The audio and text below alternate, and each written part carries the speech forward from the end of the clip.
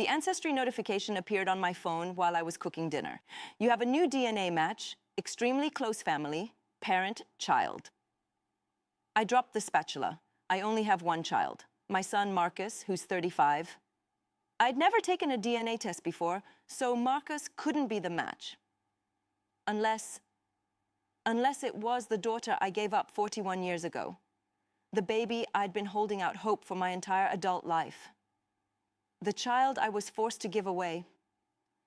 My name is Diane Foster. I'm 57 years old. I live in Sacramento, California, where I've spent 4 decades wondering about the baby I gave birth to in 1982. I was 16. It was my junior year of high school. My boyfriend was 17. We were careful, except for one time. One time was all it took.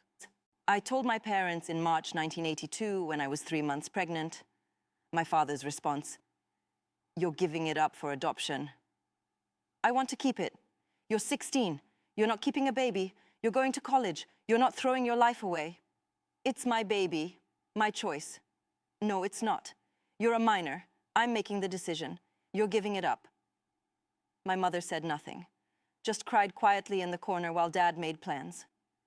They sent me to a home for unwed mothers in Nevada, a facility run by Catholic nuns. I lived there from April until August when I gave birth. It was a horrible place. They treated us like we were sinful, like we were being punished for getting pregnant. We weren't allowed to call our families, weren't allowed to leave. We did chores, attended religious education, waited to give birth and give our babies away. I gave birth on August 14th, 1982, a baby girl, 7 pounds, 2 ounces. Perfect. I named her Hope, because that's what she was. My hope, my future. I held her for 2 hours, fed her once, memorized her face, then the nuns took her away. "The adoptive family is waiting," they told me. "You need to let her go." Can I know who adopted her? Can I write her a letter? No. This is a closed adoption, for everyone's protection. The adoptive family doesn't want contact. You need to move on. I went home 3 days later, back to California, back to my parents' house. Started my senior year of high school 2 weeks later like nothing had happened. But everything had happened. I'd had a baby, given her away, and I would never know what happened to her. For 41 years, I thought about Hope every single day. I went to college like my father wanted, got married at 24, had a son, Marcus, at 26, got divorced at 30, built a career as a paralegal. But I never stopped thinking about my first daughter. I registered with every adoption reunion registry I could find, filled out paperwork, waited for contact, nothing. In the 2000s, I tried to petition the Nevada courts to open the adoption records. They denied my request. Closed adoption. Birth mother has no legal standing. In 2010, I hired a private investigator. He found nothing. The adoption agency had closed in 1995. Their records were sealed or destroyed. In 2015, I joined Facebook groups for birth mothers searching for children they'd given up. Hundreds of women in the same situation. All of us searching, all of us hoping. I'd almost given up. Then in March 2023, my son Marcus convinced me to take an Ancestry DNA test. "Mom, they're finding people now. Birth parents, adopted kids. Maybe you'll find her." Maybe. I didn't really believe it. 41 years of searching had taught me not to hope too much. I took the test, sent it in, forgot about it, until October 2023, 6 months later, when the notification appeared. Parent-child match, Amanda Peterson. I clicked on Amanda's profile with shaking hands. Amanda Peterson, age 41, location Portland, Oregon, born August 14th, 1982, my daughter, my hope. There was a photo, a woman with dark hair and my eyes, my smile, my face. I started crying. There was a message function. Amanda had sent me a message 2 days earlier. "Hi, Diane. According to this DNA test, you're my biological mother. I was born on August 14th, 1982, in Nevada, and adopted as an infant through a Catholic agency. I've been searching for you for the past 10 years. I can't believe I finally found you. Please write back if you're willing to talk. Amanda. I typed a response immediately. Amanda. Yes, I'm your birth mother. I've been searching for you for 41 years. I never stopped looking. Your birth name was Hope.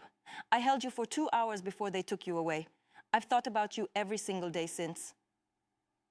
Can we talk, please? I have so many questions. So much I want to tell you. Diane. She responded in 20 minutes. I'd like to video chat. Are you available now? I called her immediately. Amanda's face appeared on my screen and I started sobbing. You look just like I imagined, I said. You're beautiful. You look like me. I've always wondered who I looked like. Now I know. We talked for 4 hours that first night. I told her everything about being 16, about my father forcing me to give her up, about the home for unwed mothers, about holding her and naming her Hope. My adoptive parents named me Amanda, she said. But I like that you called me Hope. It's sweet. Tell me about your life. Tell me everything. She did. Amanda had been adopted by a couple in Portland, Oregon, Jack and Susan Peterson.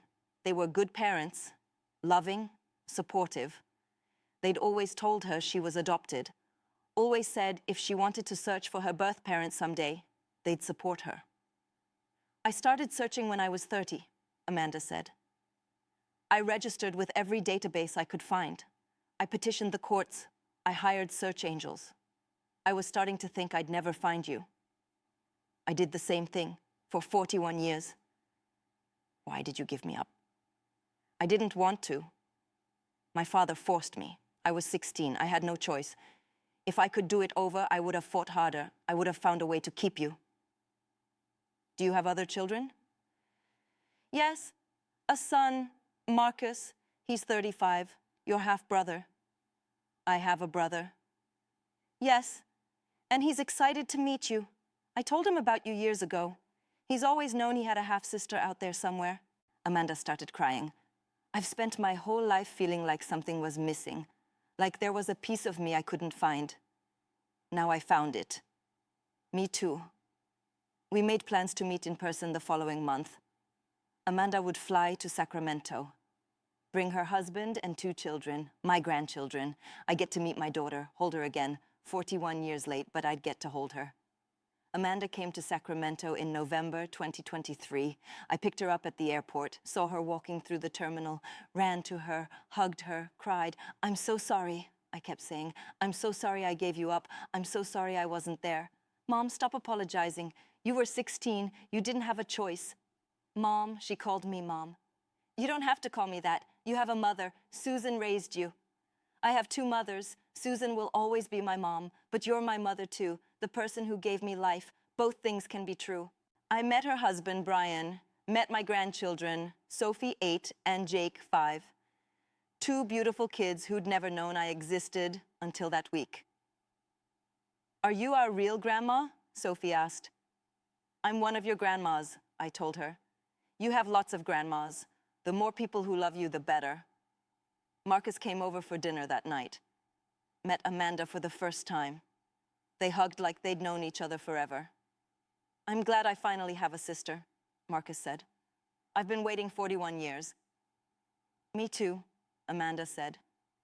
I can't get back the 41 years I lost. Can't be there for Amanda's childhood. Can't undo being forced to give her up. But I have now. I have this moment forward. Amanda and I talk every week. She visits Sacramento every few months. I visited Portland twice this past year.